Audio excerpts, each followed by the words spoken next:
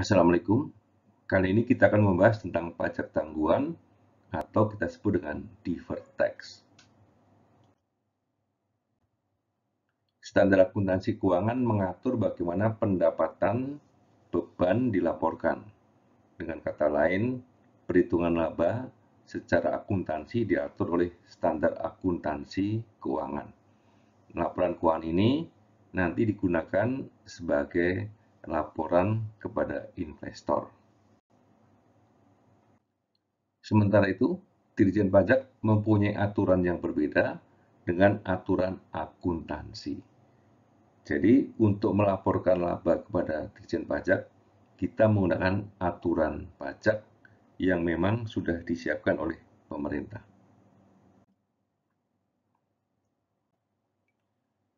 Kita lihat sekarang dari mana munculnya perbedaan antara Dirjen Pajak dengan standar akuntansi keuangan.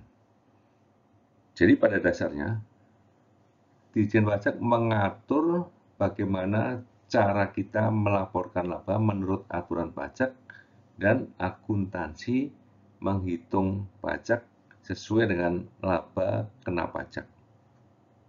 Nah, perhitungan antara akuntansi dengan pajak tidak akan pernah sama. Di dalam hal ini terdapat dua jenis perbedaan.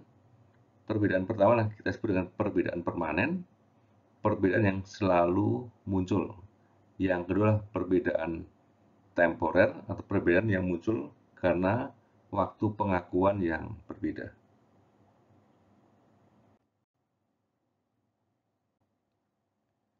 Perbedaan permanen kita bahas di sini. Jadi, dalam perbedaan ini muncul karena aturan pajak misalnya tidak memperbolehkan pengakuan suatu biaya tertentu. Contohnya lah biaya entertain yang tidak punya bukti pendukung. Menurut akuntansi dihitung, tetapi menurut pajak tidak boleh dihitung. Sehingga muncullah perbedaan secara permanen. Yang kedua adalah perbedaan temporer.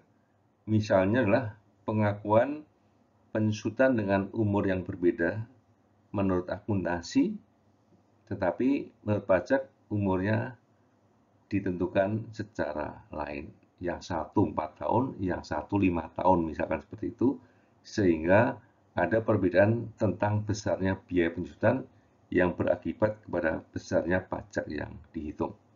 Itulah yang kita sebut dengan perbedaan temporer.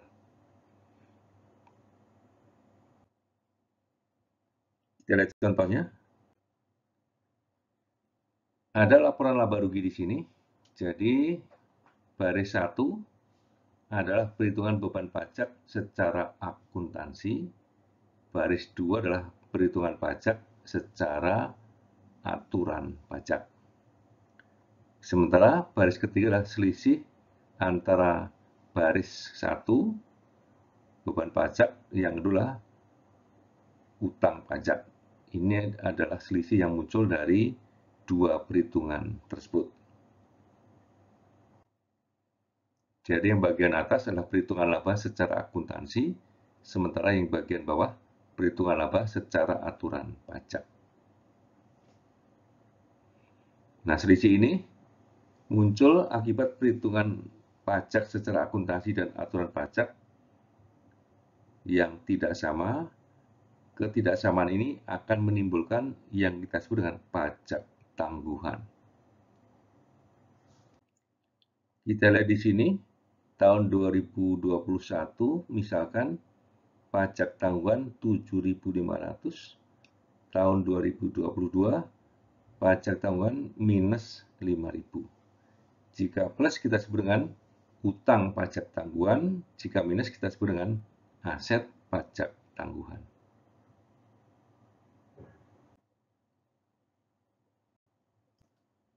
Sekarang tentang pembayaran pajak. Jadi pembayaran pajak akan terkait dengan utang pajak yang muncul akibat perhitungan menurut aturan pajak. Nah, pembayaran ini ada dua kemungkinan, jadi bisa lebih besar atau lebih kecil dari kewajiban yang muncul. Misalnya tahun 2021, kita lihat di sini, pajak kininya 11.250, pembayarannya misalnya 20.000. Sementara 2022 selisihnya lah minus 3750. Maka tahun 2021 muncul uang muka pajak, tahun 2022 muncul utang pajak. Demikian contoh keseluruhan dari munculnya pajak tangguhan dan munculnya utang pajak akibat pola pembayaran yang dilakukan oleh perusahaan.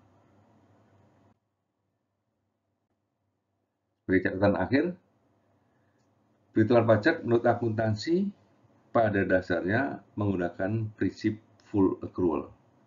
Sementara Dirjen Pajak mempunyai aturan sendiri bagaimana laba dihitung dan dilaporkan sekaligus bagaimana menghitung pajaknya. Muncullah perbedaan di sini antara laba akuntansi dan laba menurut Dirjen Pajak. Perbedaan ini ada dua macam. Jadi yang pertama adalah perbedaan permanen, perbedaan yang muncul terus, yang kedua perbedaan temporer. Perbedaan temporer inilah yang menimbulkan deferred tax atau pajak tangguhan. Demikian pembahasan tentang pajak tangguhan. Semoga bermanfaat. Wassalamualaikum warahmatullahi wabarakatuh.